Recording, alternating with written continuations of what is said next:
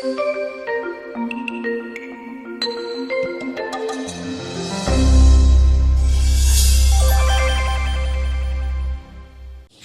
and welcome to the demonstration of the hour.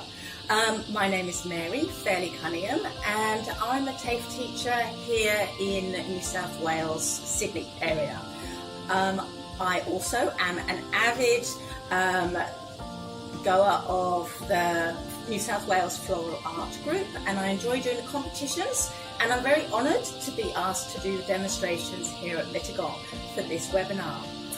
My first piece is going to be a sculptural one. You can see it here on the turntable. I'm going to turn it around so that you can see the details.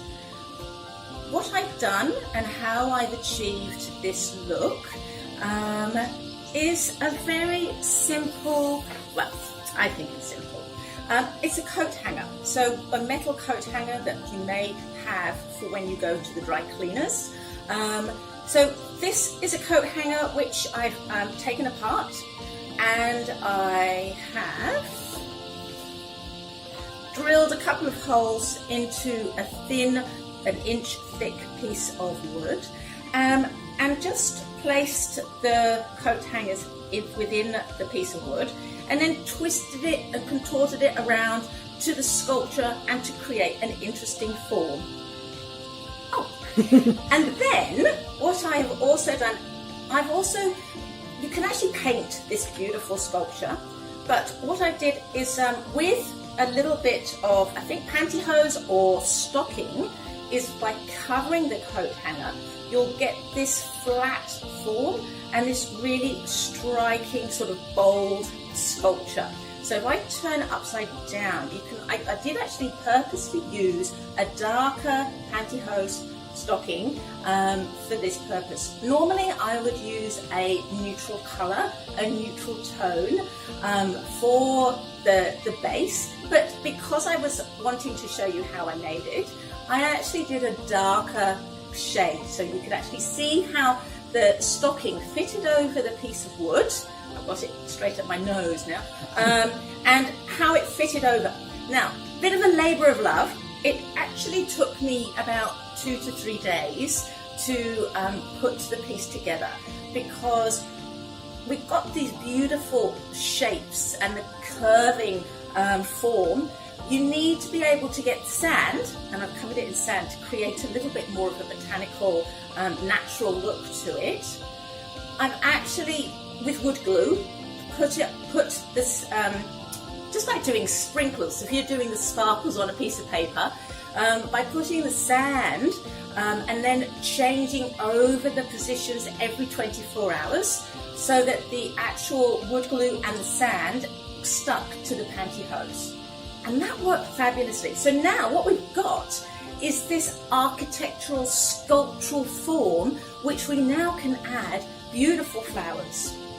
The form itself, I thought, spoke to me as a seascape. Because of the sand, because it looked almost like seaweed coming up through the bottom of the seabed. I then used, I'm actually using a little bit of flower foam at the base, and this is sometimes it's called a lid bump or a mini deco, and it's got a self-adhesive sticky base to it, which I've then stuck to the wood, obviously wiping off the sand, making sure that it sticks nicely. Now you can see that just wetting the foam once I've actually placed it onto the wood. Obviously you could do that the other way round by wetting the foam and then placing it down. But now we have a water source for our flowers. Okay, so turning it around so it faces me, and I will turn it around periodically so you can see all the way around.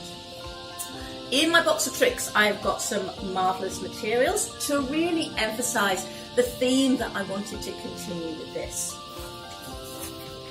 So I do love my plants really, but within my beautiful it's a curly sue. We call it a curly sue. We will put up the botanical names for all of you in the web chat so that you have all the botanical names so you know exactly, but commonly known as curly Sue in Australia.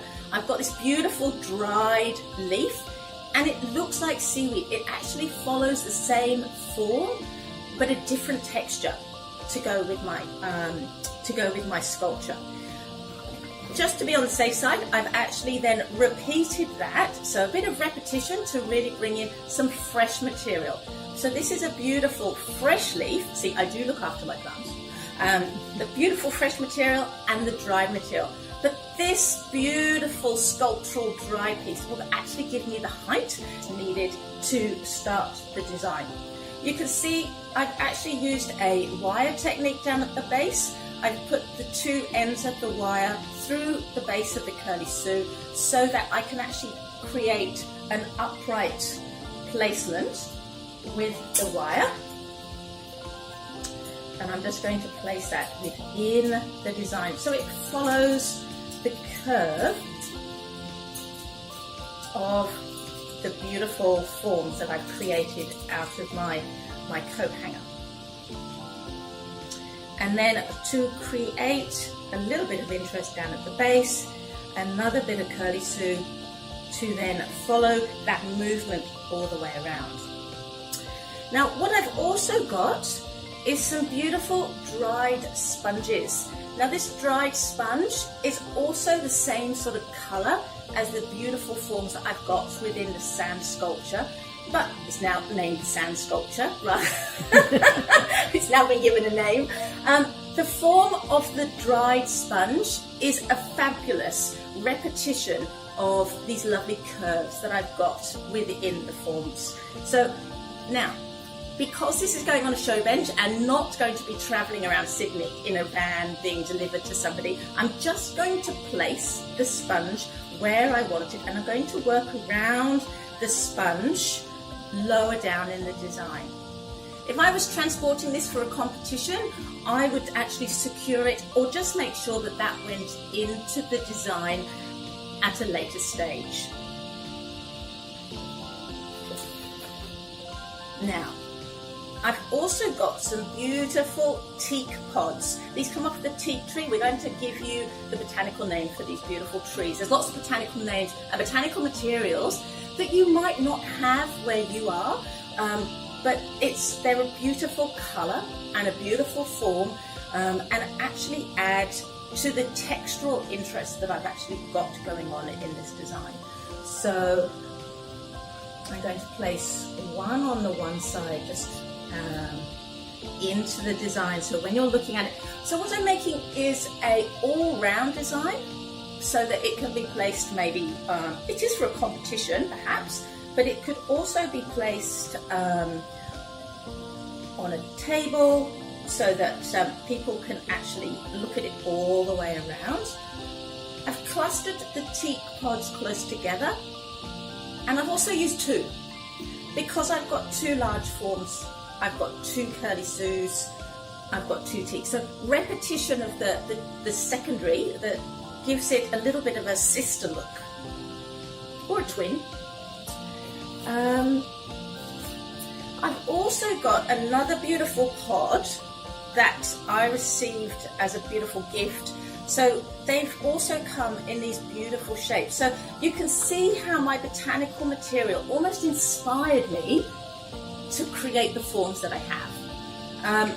I decided to spray it a rose gold just to add another texture. So we've got a rough, a matte, a velvet, a smooth, and now we've got a shiny. So to create all of that interest, we need to create lots of textures in our designs so that the viewer becomes enthralled with our pieces and also just wants to look in and look into more and is fascinated with our materials. So now, that's where I wanted to put him, down here, there we go, and that sort of adds a little bit of a diversion there. Now, lovely floral materials to really accent my other sculptural materials. Again, looking now at colour, repetition, I've got some lovely scabious. These are dried heads of the scabious. looking at the size. So I didn't want large forms, I wanted gentle and small materials to add, so they didn't overtake. The forms of the sand sculptures are still quite dramatic.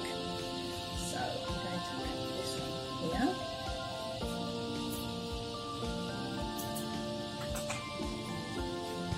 Isn't this gorgeous? I love doing these kind of designs.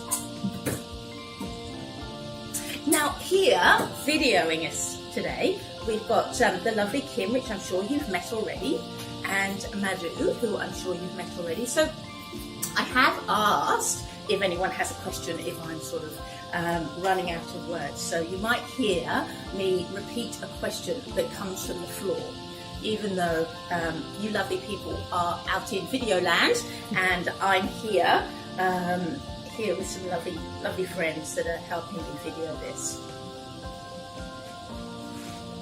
So I've taken the scabious through the design to create a line with the scabious. I've now got some beautiful Craspedias, billy buttons, we tend to call them, Australian natives from beautiful Western Australia. Again, looking at the size, I didn't want it to be too big. So I'm actually going to create the line and follow the line that I've created with the scabious. I have a lot of fun doing these designs, so I'm really hoping that I can inspire you to actually go and get creative with some coat hangers. And all the way through the other designs, I was either inspired by what the beautiful flowers were talking to me and telling me that I was seeing in the Sydney flower markets, or the materials around me that I actually had just within my workroom, within my workspace. And inspiration comes from very many different forms. It's also time sometimes is the inspiration. If you've only got a short amount of time, you might find that inspiration is a necessity.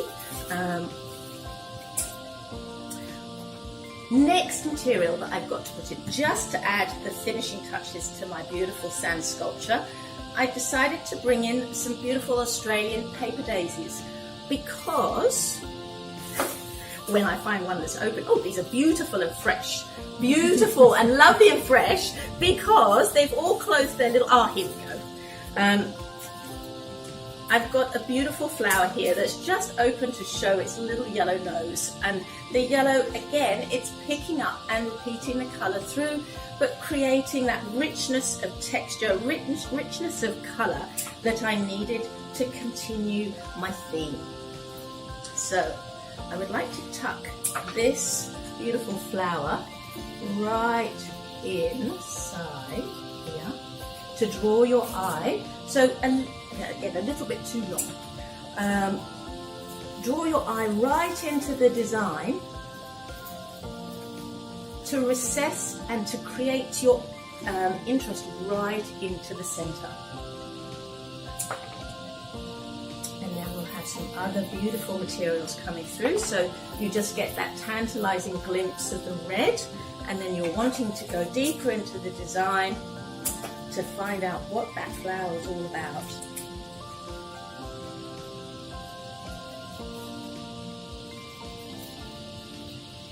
So, like many of you out there, I'm a bit of a collector, so I don't necessarily throw many things away. So you might not have all of these materials, but you might have very similar materials. So I was very lucky to have some sand floating around at home in the garage, but you might have beads, or you could use crushed flowers. I've seen this design with lavender, so you could crush up lavender and press it into the sculpture blades themselves. Again, most of the inspiration I've seen was from art classes, and they painted the forms to make them look a little bit more abstract. I think it's a little bit of an abstract design, but again, you can actually take this however you would like. I have been asked to do a step-by-step for this design, so I will do a step-by-step over the next couple of weeks, and that you'll find that design again in the newsletter in the coming months. Okay, lovely ladies and gentlemen, that is my first design, my little sea sculpture that I've got going on. Thank you.